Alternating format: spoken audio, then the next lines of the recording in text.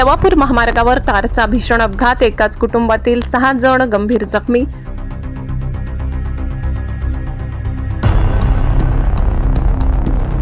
नवापूर शहरालगत असलेल्या महामार्गावरील उड्डाण पुलावर आज एक भीषण अपघात झालाय.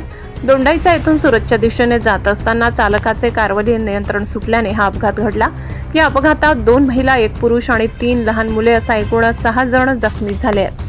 मिळालेल्या माहितीनुसार दोंडाईचा येथून मारुती कार क्रमांक GJ16BN 0314 सुरतकडे निघाली होती. नवापूर शहराच्या उड्डाण पुलावर आले असताना चालकाला महामार्गावरील डिवायडरचा अंदाज आला नाही. भरधाव कार थेट डिवायडरला जाऊन धडकली. ही धडक इतकी भीषण होती की कारचा पुढचा भागाचा मोठ्या प्रमाणात चक्काचूर झालाय. अपघात घडताच स्थानिक नागरिकांनी आणि महामार्ग पोलिसांनी तातडीने मदतीसाठी धाव घेतली. कारमधील 6 जखमींना तात्काळ बाहेर काढून नजीकच्या रुग्णालयात उपचारासाठी दाखल करण्यात आले.